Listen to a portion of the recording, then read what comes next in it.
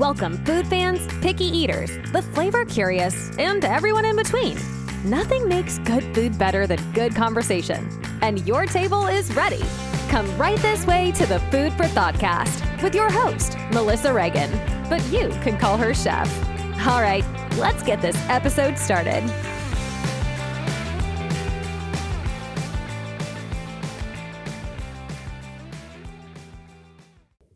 Hey there, food fans. Welcome back to the Food for Thoughtcast with me, your host, Melissa Reagan. Today, I am joined by Morgan Smith, the CEO of Kalm with Kava. How are you? I'm doing super well. I'm super stoked to be here. Super excited to talk about food that might be a little bit older in origin than some people might normally eat. Yes, that's what I want. All the things older than me. Yeah. I'm excited to talk about it. Let's go. Well, thank you for coming on the show today. I really appreciate it. We always start every episode. We like to ask, what was the most amazing thing you ate this week? I can go first or you can go. It doesn't matter. Well, I've got one in the can and ready to go here. Let's go. I'm in Arizona, and Arizona is it's home to the best Mexican food in the U.S. And I will fight anyone who says otherwise. If they say, "Oh, New Mexico or Texas or California," get out of here. Okay. Sonora has a place in the Mexican cuisine, and it's the best. Sonora is known for grilled meats and really delicious, really thin flour tortillas. Yum. And, most people, when they go, "Oh, well, flour tortillas, that's not like a Mexican thing." No, that is a Mexican thing. That's a Sonoran thing. And I actually recently had some of the best al pastor tacos I've had in a while.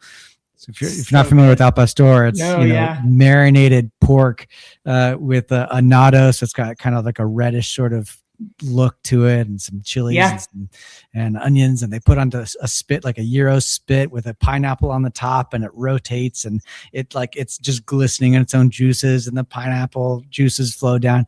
It is like the best taco known to mankind, and it's probably my favorite type of street taco. Yeah. Truly. So I'm from Dallas. I don't think it's fighting words.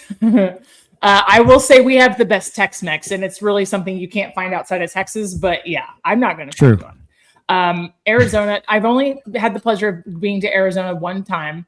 I have a friend that used to live in Ahwatukee, like right outside Phoenix. And the food there's incredible. The weather's incredible. The scenery. So you really can't beat it. You're making me want al pastor right now. Like, I'm a pineapple fiend. So it's all right. Good. Well, come on over. I got a couple of spots for you that are pretty insane. Yeah. I can't wait. All I'm glad we don't have to fight about this, by the way. That's very nice. We don't have to fight about it. Because I will fight about it. Yeah. There's enough lanes for Mexican food. It's okay. Everybody, there's enough lanes for everybody to be in. I had recently moved out to North Carolina. I've been here for 2 years and have not had good Mexican food. That might be fighting words. I don't know. Maybe their subscribers are unsubscribing right now. I have no idea, but I haven't been shy about the fact that I'm like, guys, there's no corner of Mexican food on here. Like, you got to figure this out. So like, too bad. I guess you have to make your own. We really got to figure this out. Yes. So last week I did just that.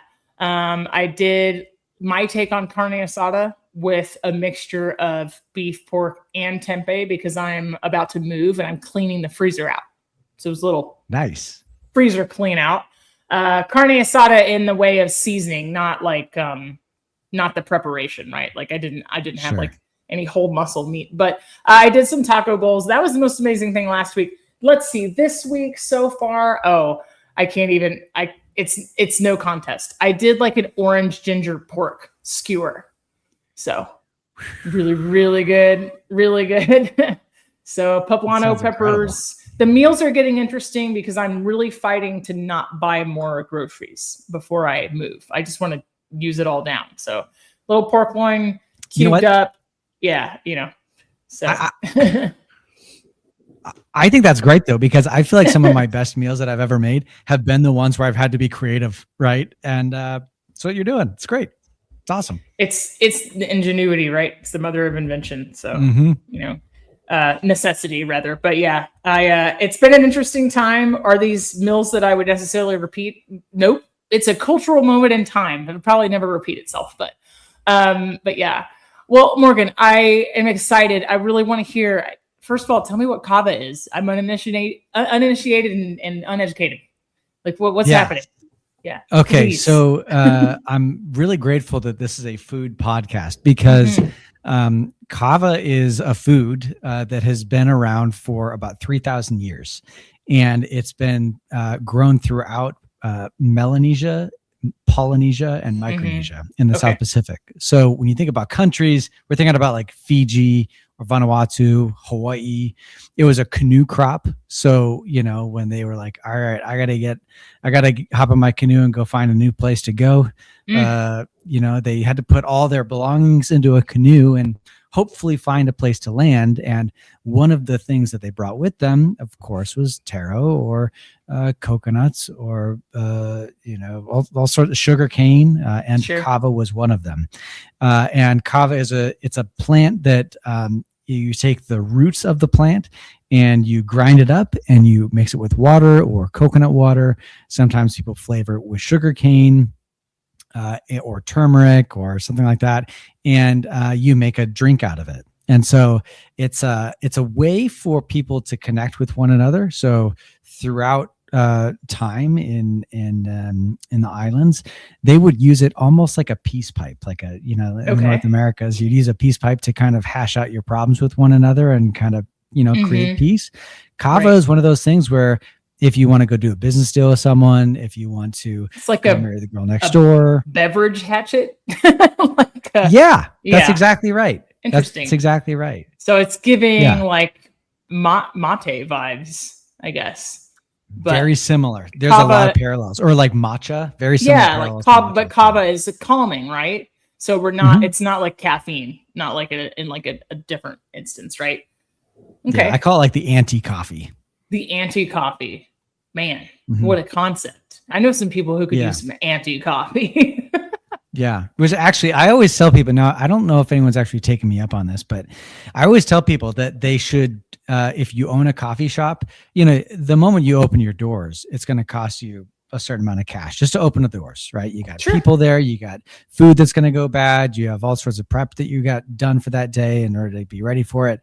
If you just keep your doors open a little while longer and serve kava in the afternoons and evenings, it doesn't cost you really much extra, and it's a great thing for people to try out. So in the afternoons, when you want to go, if you want to do go have a business meeting, a lot of people go to a coffee shop. Well, you don't only have to go have coffee in a coffee shop. Kava is a great option. Well, I think that once you start talking about the time of day where you're like, it's dinner time, it's after 5 o'clock.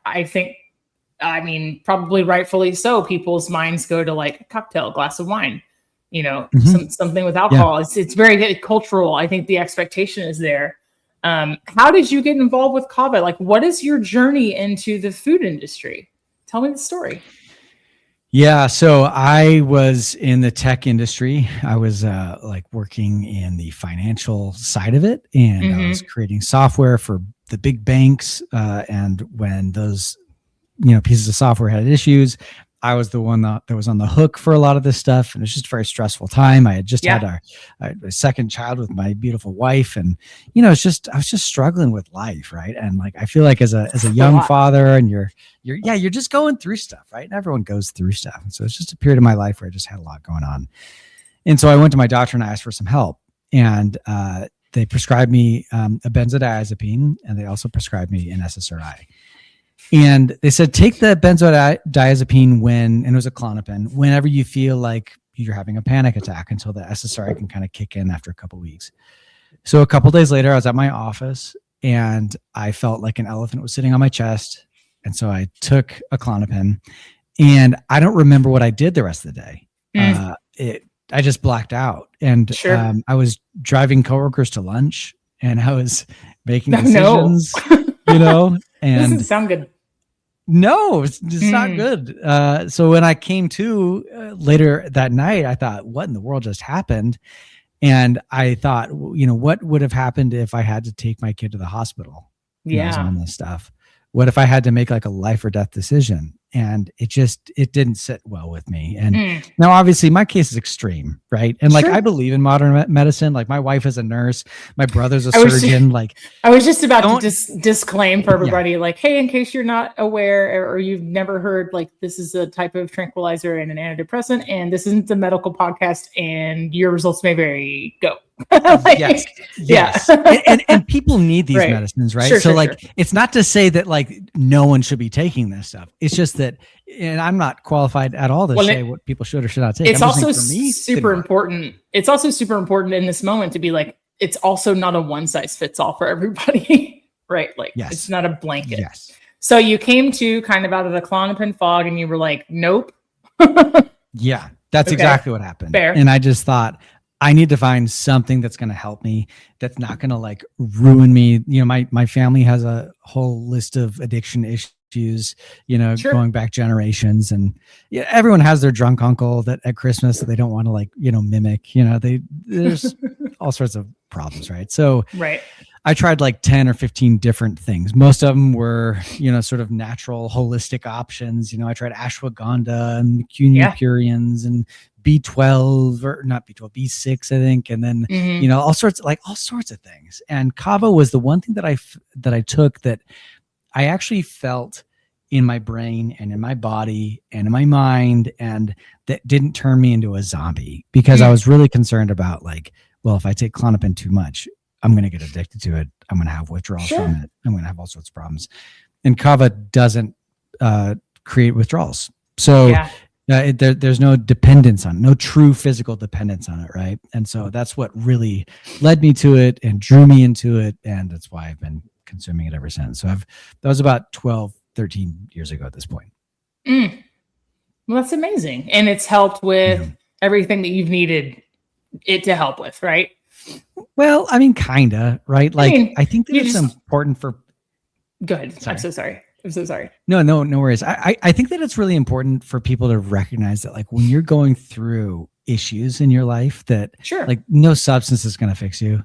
And of course, I'm registered with the FDA, so I cannot make claims about like what Kava specifically will help with medically, right? And so I can tell you that it's going to help you unwind at the end of the night. I can tell you that it's a good way to connect with people. It's a good way to, you know, just kind of take the edge off the day. Personally, it's been fantastic. I just, you know, but your mileage may vary, right?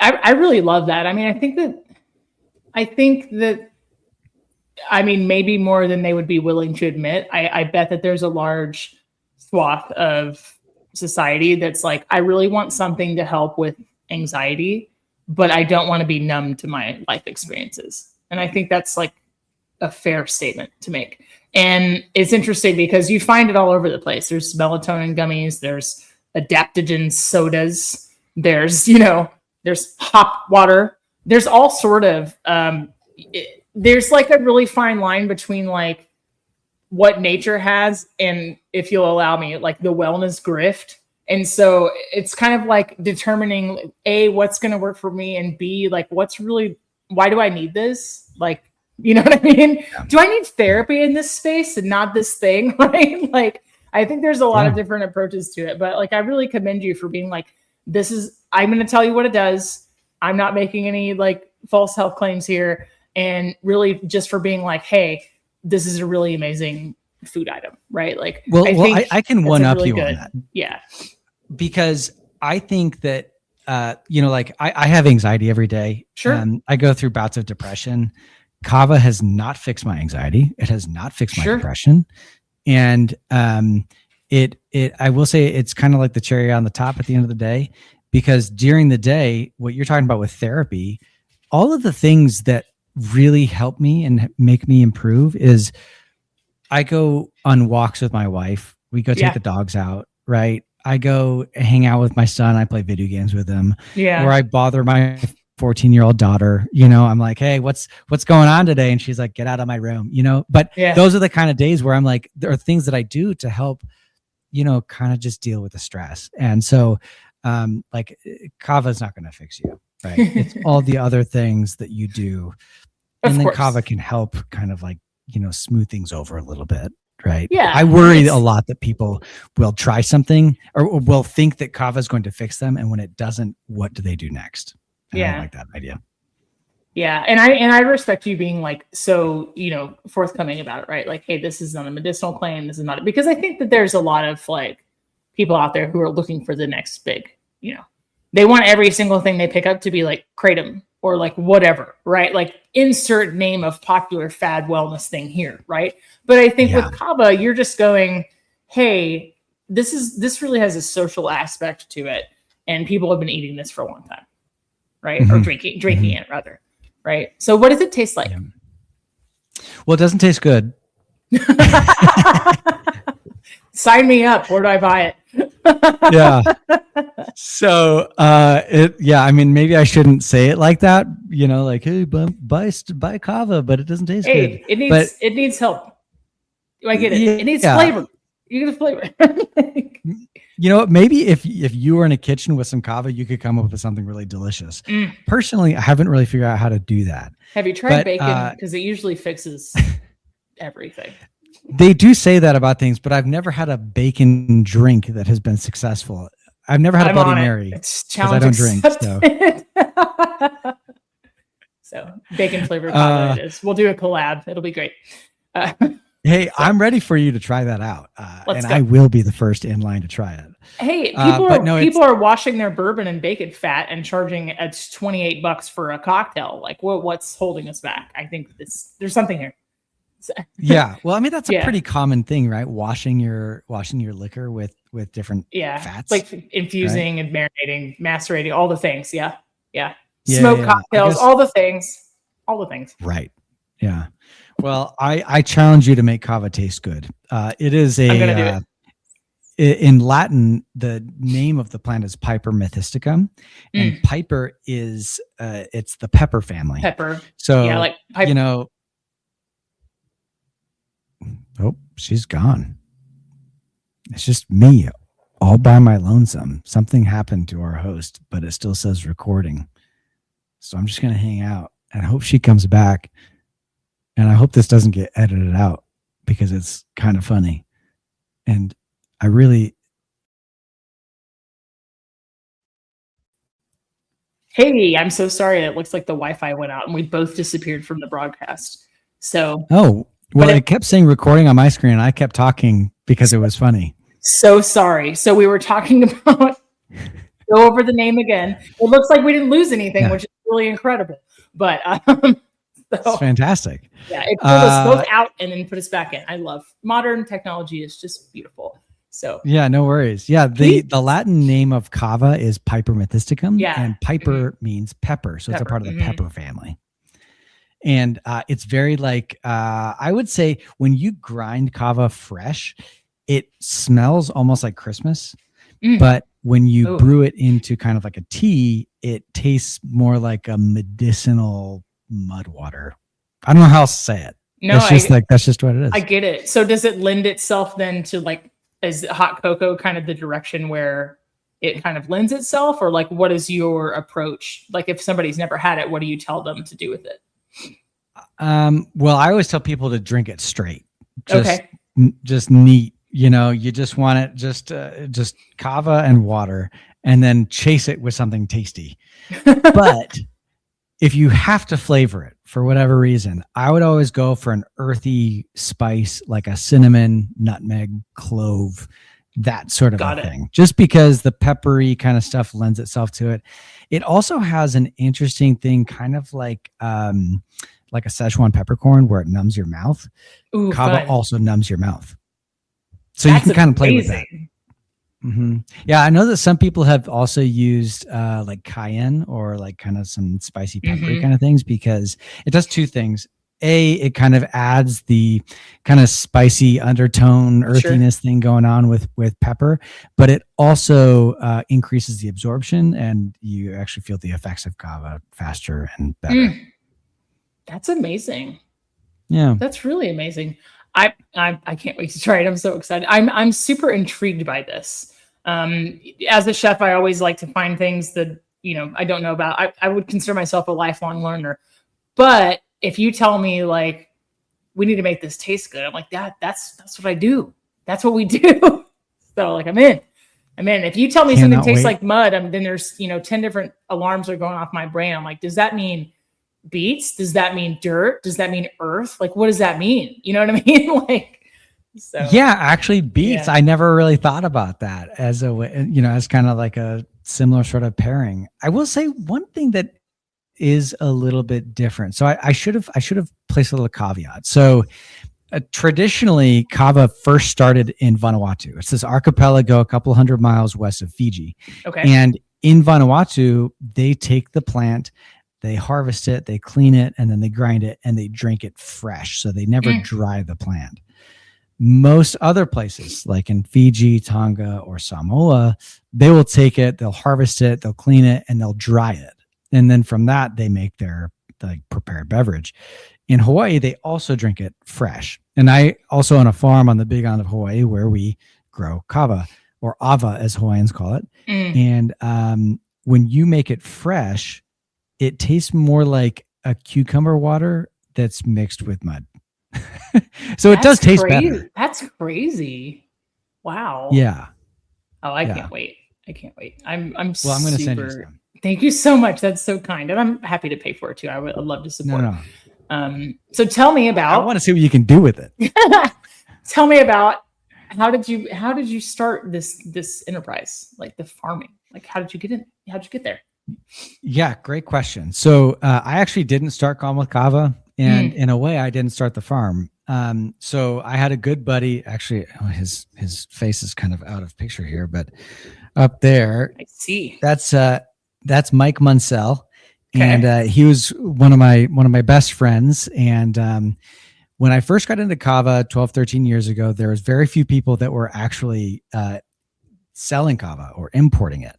And it was something where you really had to like know someone, or you really have to look on the internet to find something that, that made sense from like a shipping standpoint. Some people be like, hey, I'm going to send you kava straight from Fiji, and it's just a problem.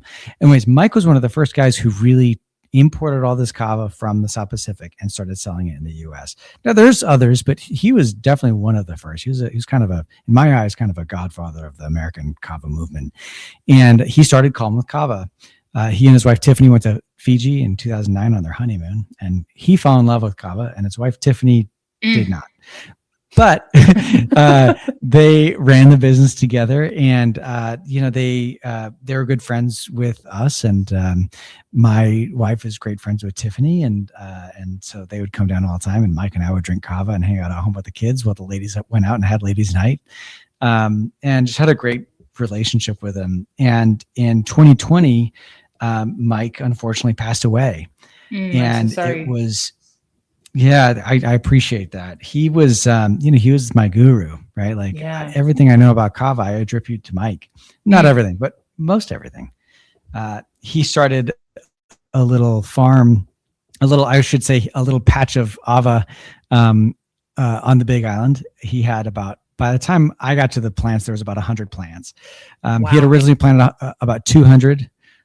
A lot of them, after he passed away, they became diseased, and there was some theft, and so I had 100 plants. And one thing that I'd left out about kava, we call it a 3,000-year-old food, and it's really, without people, kava doesn't exist. So kava doesn't have any seeds, so you can't just go to the store and buy seeds. You actually have to take a piece of the plant, a cutting of the plant from the stem. It's kind of like a finger. You take a knuckle of the stem. So we're the pollinators. Wow. We are the pollinators. Okay. Wow. Exactly. Which means 3,000 years of humans taking care of this plant. And so Mike is now one of those, people from 3,000 years ago that, were helping us bring kava to our current generations. And so I took his 100 plants, and now from his 100 plants, we have about 15,000 plants in Hawaii. So that's the short story is my good buddy Mike and what he and his wife Tiffany did in the night. When he passed away, I took it on and started continuing his, journey forward, his vision. Well, like what a cool story for you to become a part of. And then his legacy lives on in you. Like, that's so cool. Amazing. Yeah. Well, a lot of responsibility, but yeah. Yeah. Yeah. Well, we always, people like to throw around like a big shoes to fill. Well, you get older and your feet get bigger, then you figure things out. You know what I mean? Like, Yeah. So however the story continues is like really, really valuable and it's important. You're honoring his legacy. So that is just really, really cool. So 15,000 plants is crazy. That's crazy. Yeah. I'm stoked about it. Yeah. What's really cool is that they're going to be fresh. They're going to be sold as fresh Ava, right? Rather than the dried stuff. And it tastes a lot better. It's just a better experience. And so it's something that's really fantastic. And also, because it is a food, right? Like it can be sold in restaurants. It can be prepared in restaurants or coffee shops or tea shops or whatever it is. It's not like a supplement, like, all sorts of other things. So yeah, I'm excited about it. And so the kava that grows there, is that primarily exported, or you have chefs doing things with it on the island, or is it just you beverage making, like, or how does it look on the other side of the business? Well, so it takes minimum 3 years to grow. So, oh my God. It's like avocado, asparagus, or pomegranate. Like, it's okay. Cool. Got it. It's a commitment. Understood. It is a commitment. So we're actually just now, literally within the last month, we're just now starting to harvest our first crops, which is pretty wild to think about, looking back on it. But so we haven't done a lot. We are selling them to like kava bars and to some health food shops, and eventually we'll do it to consumers as well, and a lot of like the hotels around the islands to kind of show people like the original way of drinking this stuff. And like it's really the foundation of Polynesian culture, and so it's a great educational opportunity for people to try something that really is truly from the past that we still have today. So we are going to be selling it as fresh frozen Ava, but we're also working on pasteurized bottled Ava as well. Okay, got it. Oh, that's awesome. Yeah. This is it carries so much more like cultural weight than you being like, we brought you Dole Whip. Like, I mean, very different. Right. Like there's all sorts of experiences you can have when you're visiting a place, but like, man, like what a story. You know what I mean? Yeah. I mean, pineapples weren't even a canoe plant. So, they're not, right. So when people go to the Dole plantation, they're expecting like, oh, this is what Hawaiians have been doing for a long time. No, they haven't. A couple hundred years. That's about it. Nope. Yeah. This is different. When you look at like, if you go to Fiji, they will literally have like pictures of, actually I've got an example of one right here, of like a kava bowl. It looks like this, and cool. They'll have, it's called a tanoa, and it's, they've got all sorts of like really cool, like designs and stuff on the top. And, what's interesting about it though is that it's all around their society. So it's on billboards, it's on government buildings. People are drinking kava all the time there. It's a part of everyday life and society. It's a part of like how they when you get together and drink kava, there's a hierarchy of like who in that circle is in what spot to kind of show their place in society and in their communities. It's very, very much like a peace pipe. There's a hierarchy, there's an organization, that's insane. I struggle to think of anything to connect this to in American culture. Like even coffee doesn't have that type of ritual built around. And coffee is not, if you think about it, is really like, it's an individual expression. There's no, time honored like tradition of you getting together, passing this thing back and forth. You know what I mean? Like it's just it's so foreign. That might be the wrong word, but it's just so different. It is different. And I wonder, like, I don't know much about coffee, but I have to imagine when it was in Ethiopia, a couple thousand years ago, that there was something around it that I bet has been since lost. I don't know, Yeah. But you're right. Not a whole lot compares to kava. Well, I think there's certainly parts of the coffee tradition that have been lost, and whether it's through import, export, or just colonization, or like however you want to approach it. Because if you think about how important and ceremonial something like tea is, in Japan or China, right? Like I think definitely like what we see now in modern time is just like coffee's a convenience. It's a pick me up. It's a source of caffeine. It's a, it basically became like the McDonald's of beverages, and now it's like coffee's everywhere, and it's, mass produced and sometimes low quality. And so I think something like this is really special. Now that Tanoa, the bowl, is that like part of mortar and pestle type situation, or you drink that and pass it back and forth? So yeah, so that's what you would prepare the kava in. So normally what you do is you would put a big amount of kava in that bowl and you prepare it, and that way you would have like 10 people around that bowl, and then you actually have like a coconut shell. Okay. So you'd have like a coconut shell. Now this is a Hawaiian sort of style of how they would do it. Right. A lot of times in Fiji, you would see it where they cut it. There we go. You'd cut it like that. In Hawaii, they would cut it like this. So that way you have like a little bit of a handle there. But you would use this to scoop it up and serve it. Right. So everyone would drink, like when you talk to people about, I had some kava last night, they would say, I had a shell of kava. That's a coconut shell's worth of kava. So but they would serve it out of the tanoa. Yeah. That's so cool. It's not sterile enough. We could never. I know. Yeah. Never. Look at all this porous material here. You certainly couldn't use it in a restaurant. Yeah. But stainless steel I think or that I think you could still honor the tradition, and you could do something non-porous, you could do like a ceramic equivalent. You know what I mean? Like, I think there's a lot of value in paying homage too. But really like not letting the cultural significance pass us by. All right. So if I'm going to buy kava, what am I looking at? What are the options? How do we find it? So I sell kava on Amazon or at our website, kalmwithkava.com. We have on all of our social media, Kalm with Kava or Pu'iwa Farms Hawaii.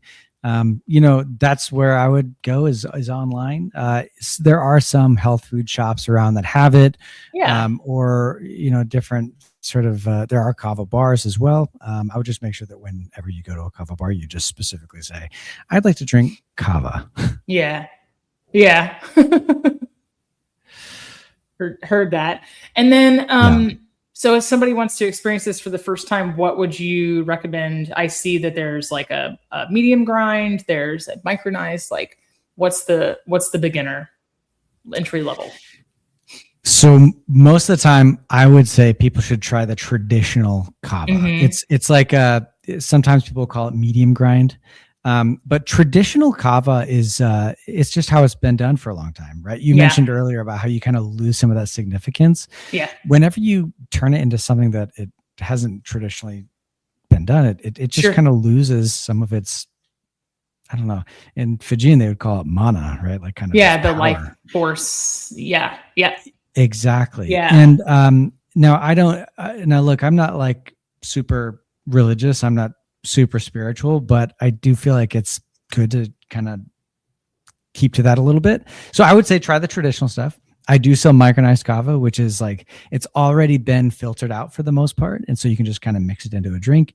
There's also instant kavas, which is very similar sort of preparation, but a little bit more expensive. We also have gummies. So like right now, I don't have it. I should have some on my desk here, but I don't. We've got some like gummies that are made out of kava extract. So we've got like a cherry cola gummy, and we also have a mint mojito gummy as well, like a lime mint. And so those are some fun kind of options to make it easy to get into kava, but the traditional stuff is the best. Yeah. I think that, as traditional as possible is like a really great way to approach anything if you've never had like a food or beverage, but I think the other options are really cool for accessibility too. So yeah, I think that's like, I agree. That's really great. And then everybody there's no barrier to entry to it. It's interesting that you had said cherry cola, because when you said medicinal, I was kind of thinking of like the origins of something like Dr. Pepper. There's anise, there's 23 different, flavors like in it, or there were, right? So I was like, cherry cola, I see that. I see mint, all those kind of like horehound, sassafras, cinnamon, anise, fennel, mint, menthol, like all those flavors that we associate with, I'm sorry, but like a cough drop or like whatever, you know what I mean? But like the old timey flavors, it seems like it would lend itself, to something like that perfectly. So yeah. And you're from Texas, so the Dr. Pepper thing makes a lot of sense. It's top of mind. But I've been drinking cheerwine in North Carolina. So classic. It's a classic. But all of those flavors, you're right. They would all kind of work. But definitely. I'm a really big fan of, heritage type foods, heirloom type foods. Like I think that I strongly believe that it's really important for people to be connected with their food supply as close as possible. We don't all have the farmer down the road or the produce stand or whatever it is, but when we find them, we should value them and support them and make sure, right? And I think that something like this is really neat because even if it's not the culture that you grew up in, like it's still just you can kind of graft yourself into that story, and there's no hey, that's ours, you can't, right? Like it's meant to be shared, which is like a really beautiful thing.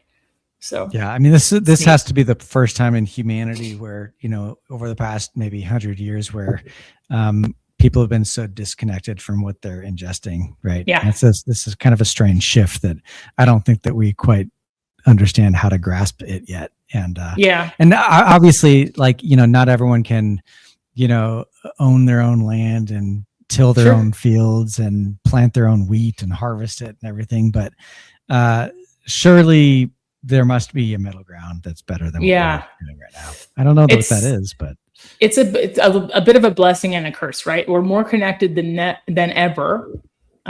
We have all this technology. We have access to, if you think about like just something like the number of oranges or apples that are available versus 100 years ago. But if you go back like another 100 years, all the heirloom seeds, the lineages, right? Like, it's kind of like a circle. And so it's interesting because we're more connected than ever. And there's AI, there's technology, there's social media, but we, as much as we have available to us, we don't take advantage because everything's not conveniently packaged, right? Like if it doesn't fit, if it doesn't conform, and which there's nothing wrong with that, right? Like using what's convenient to you or like whatever happens to fit in your lifestyle. It's just people aren't seeking things that are kind of like outside the box, even though we have all the technology to do so. So it's kind of easy button. We just push the easy button. So, all right. So what else does the farm produce? Anything else? Absolutely. Yeah. So we have tons of lychee, or lychee, some people call it, which are really delicious little buttons of joy.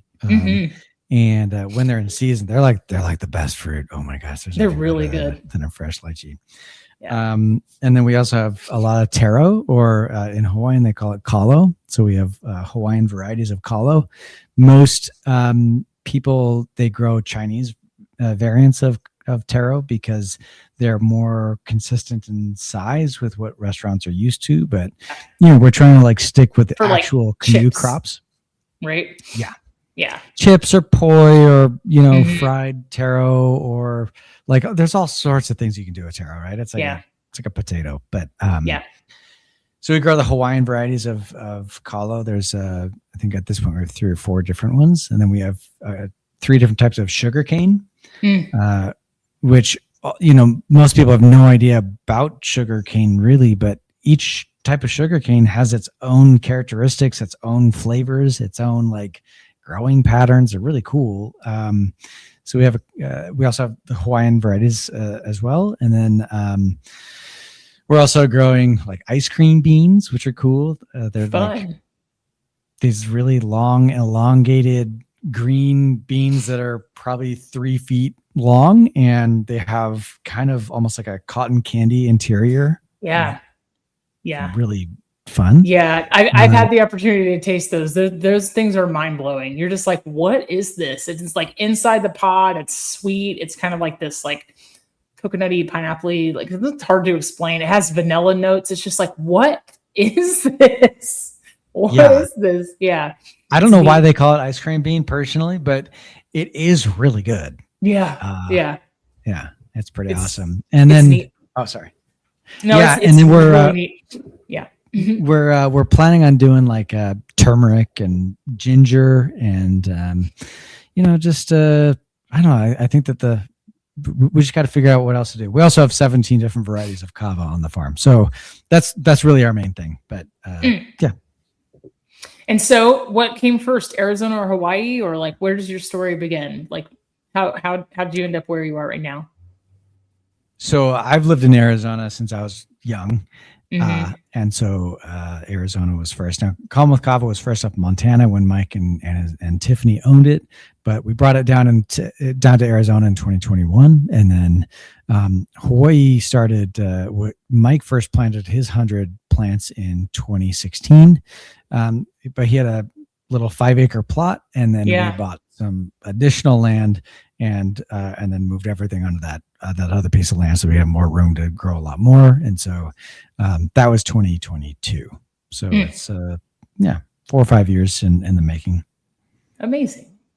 And then what are your culinary aspirations? Like, is this the extent of your involvement with food? Do you like to experiment? Do you like to create? Like, what is it? Well, I cook all the time. Like cooking is like my hobby. When I was a kid, I always wanted to be a chef. But I don't know, the career that's an intense career, and I was not cut out for it. So I decided not to do it. But even like in the 4th grade, I wrote an essay, and the essay was to write about your hero. Yeah. And I wrote about 2 heroes that I had. One of them was Emeril Lagasse, and one of them was Wolfgang Puck. So I've always been that kind of guy, but well, Emeril is a really great dude. And then I'll just leave the other part with they say don't meet your heroes. We could talk about it off air. You met Wolfgang Puck? I did. He won't remember, but I did. But I think I was 19. Emeril was a moment in time that we'll never repeat. Like that entire, his first show, his first couple of shows, the cookbooks, all the catchphrases. I mean, that's just like a magical moment. I remember watching with my grandmother. I remember we bought a couple of the cookbooks. His essence seasoning was way too spicy for likes of the folks like us. We were like, what is this? So we would make the recipes and like leave the seasoning out. But that was just a moment in time we can't get back. I remember watching really, really young, and there was an episode where he shoved a Snickers bar into a baked roasted butternut squash and served it as a dessert. And I was just like, awesome. As for our business, it's a fickle mistress, and you have to be a little bit broken to like it. Guilty. So you really do. Yeah. I mean, like, I don't know how anyone in that business has a life. It's self-flagellation at its finest. It's just, Yeah. But it's like the thing that's so alluring about it is that all of you guys are like artists, and you're just like, you have this love for the craft of like, just like you're like, it's like you guys are constantly climbing a mountain of perfection, and you're never going to get to the top, but you're just still searching for it. You're yearning for, I don't know, there's something really romantic about it. Yeah.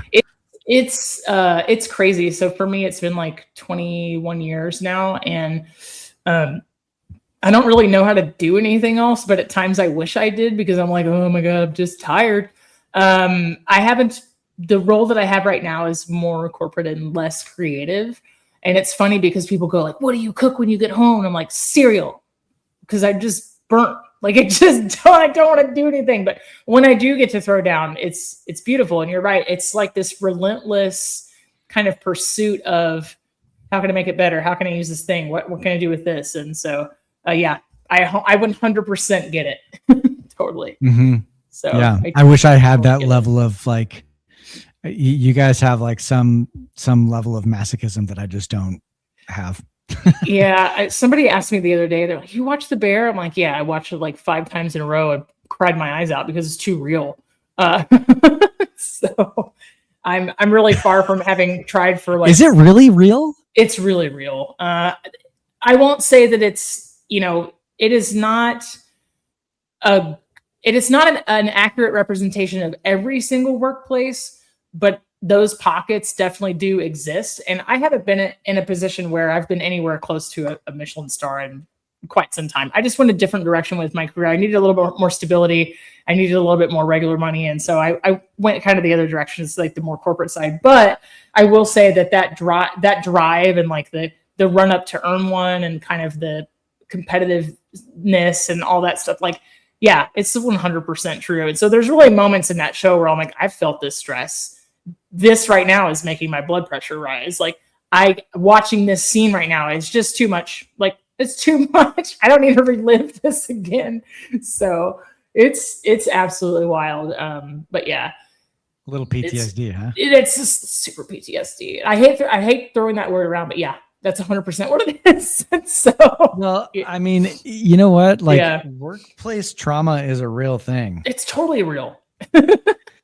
Yeah, I just because someone got their foot blown off in war and they have PTSD does not discount that you've also had difficult times in your life. Yeah, PTSD is a complex beast, and it's got a lot of levels and a lot of layers, and no two look alike. Nobody's experience, looks alike. Exactly. Well, if you don't want to answer, you don't have to. But what encouraged you to go sober? If you don't mind me asking. Oh. You ready for this one? So sure, I'm ready. I've always been sober. Okay. So I was raised Mormon. Intriguing. And I know. People don't quite like know how to handle that because I don't practice it anymore.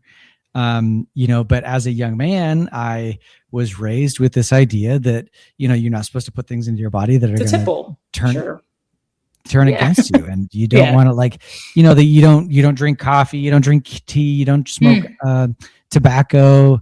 I made the decision early on. I was like 10 years old. I remember thinking, if anyone offers me anything, I'm going to say no. Right. Sure. It wasn't a question of like, when someone hands me something, what am I going to say? It was just automatically like, I'm not going to do that. And so I just never did. I respect that. Yeah. And then as I got older, I started kind of falling away from the faith. It just, I'm grateful that I was raised in that way. I mean, not completely, but for the most part, because I understand it did instill in me. Yeah. Yeah. I don't want to throw the baby away with the bathwater. You know what I'm saying? Like I think that there's a lot of good there and maybe some not so good things, but the good things are it instilled a good work ethic in me. It instilled a really good way of life and a way of like what does fatherhood look to me? What does my family look like to me? And how do I want to make sure that I, live my life to, I really respect that take, because I think that you could, insert belief system here and you could go, there's a lot of really good and there's a lot of people who've taken the good and turned it for bad. And I think that as foundation is really important and some sort of spiritual awareness. And so, I really dig that take. And I think that well put. And I'm so glad that you were able to glean all the good, for you. So I really respect that. I will say alcohol doesn't have a hold over me. I enjoy a drink from time to time.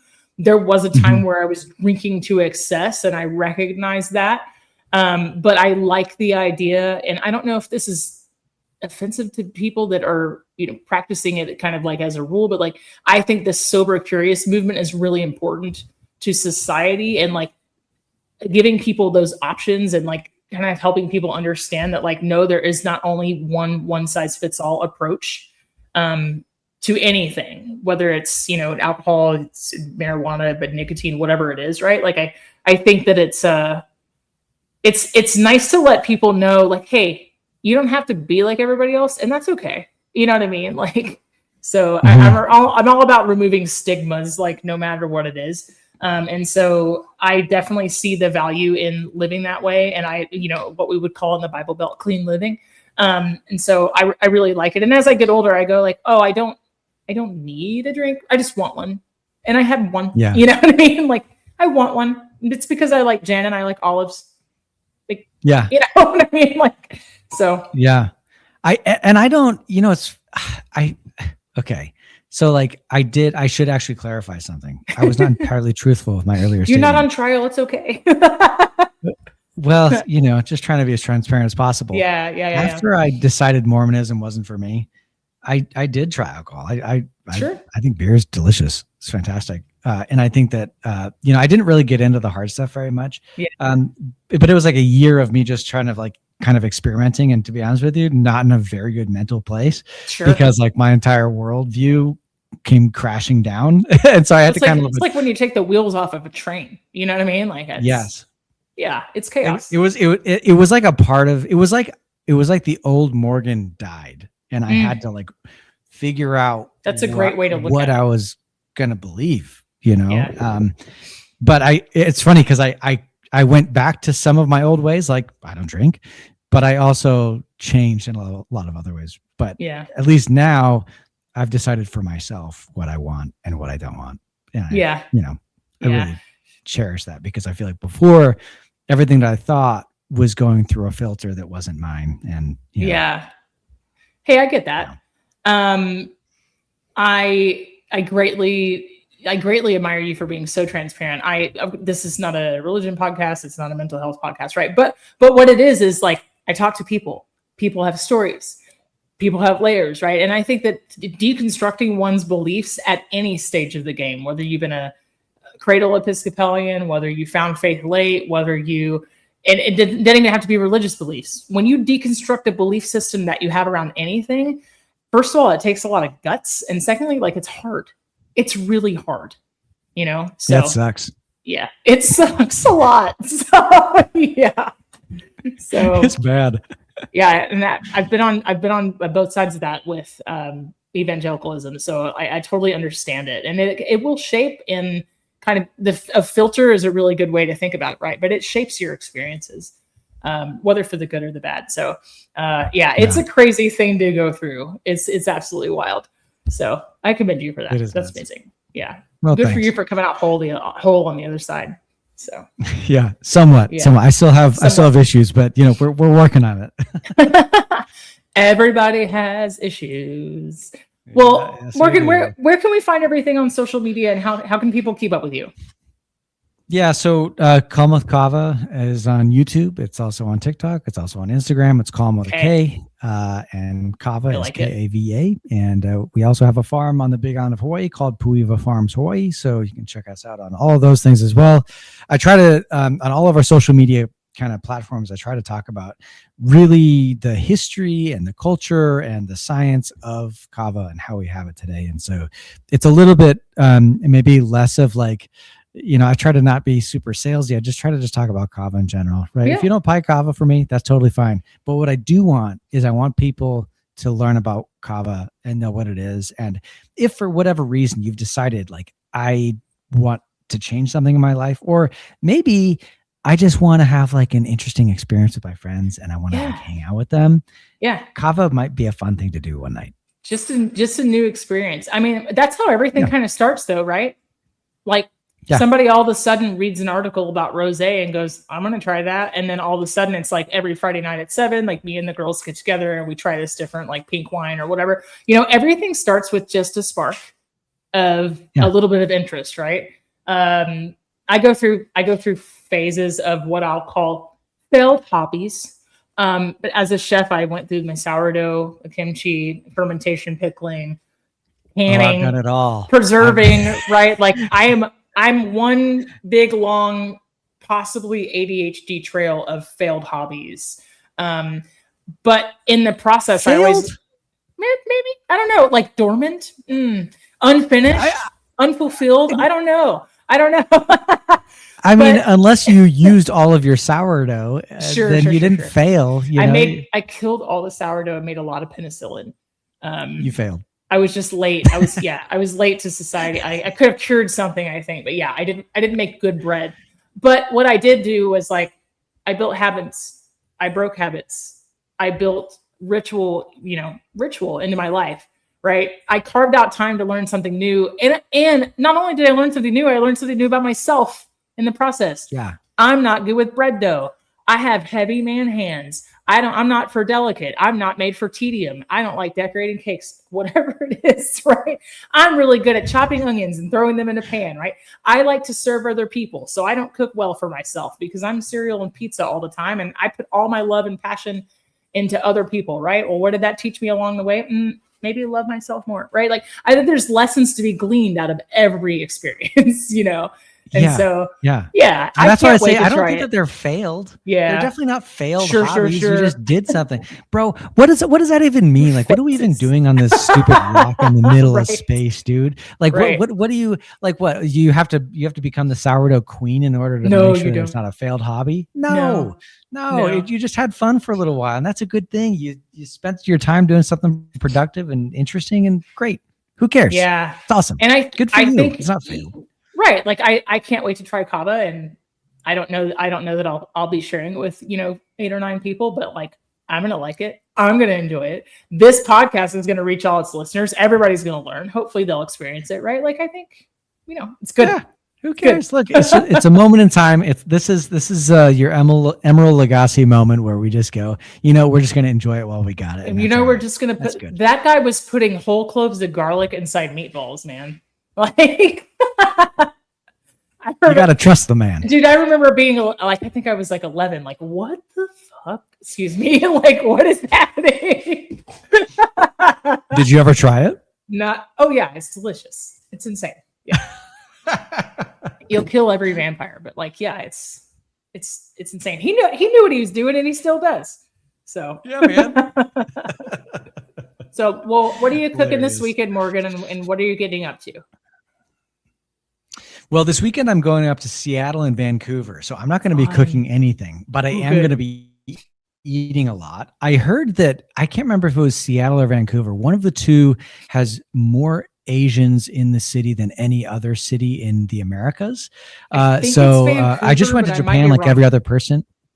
Yeah. Oh, okay. All right. It probably is Vancouver. It's a giant city. But I went to Japan back in March with my family, like every other person apparently in America went to Japan this year. But I'm excited to go try some, now that I've learned a lot more about it. Maybe Vancouver has a big Japanese scene. I don't know, but that's kind of what I'm going to be hunting for. At least that I'm aware of. I think there's like 3 really famous hand-pulled noodle spots, like family-owned, like hand-pulled noodles. So yeah, Canada is like, has a huge diverse food scene, and it's massive. So that's amazing. Do you take Kava with you when you travel? All the time. Yeah. Yeah. No, I don't. I will say, actually, I mean, I do, but I also don't. But you know what I realized? Here's the deal. I bring Kava with me, but I found that when I'm on vacation or when I'm just out and about, like, and I'm not really thinking about it, I don't really drink Kava. I normally drink Kava when I'm kind of like in the routine, kind of rote, like, my day sucked today. Like, I'm going to drink some Kava tonight. Yeah. So maybe it's just because sometimes I want to drink Kava and sometimes I don't, but I don't really think about it. But I do bring it with me everywhere. But it's portable, right? Yeah, just a little bag. Cool. Yeah. I love it. Yeah. Well, I can't wait. I want it to be my next beverage of choice. And the more you're telling me about the flavor notes, I'm like, we got to marinate some duck with this, or I don't know. There's possibilities. Like, I'm thinking, like, the brain's churning. So I can't wait for you to try it, and you can decide what you really want to do with it. Yeah, I'm so excited. Well, let's see. 4th of July, Independence Day weekend. I had hot dogs yesterday. I don't know if I can repeat. So I'll just be at work this weekend. So no new culinary adventures on the horizon, but I'm sure I'll get off into something. So, Well, Morgan, I've had a blast talking. Stick around after I stop recording. We'll chat for just a few more minutes, but for the Food for Thoughtcast and Morgan, I'm Melissa. Thank you for joining us. That's a wrap for today. Until the next episode of the Food for Thoughtcast, make good food, eat good food, share it, and be kind to one another. Thanks so much for listening today. You are part of what makes us special, and we are so glad you joined us. Don't forget to rate, subscribe, and leave a review. Just like food, delicious podcasts are better when you share them with others. Come back for seconds wherever podcasts are served. And we'll catch you in the next episode of the Food for Thoughtcast.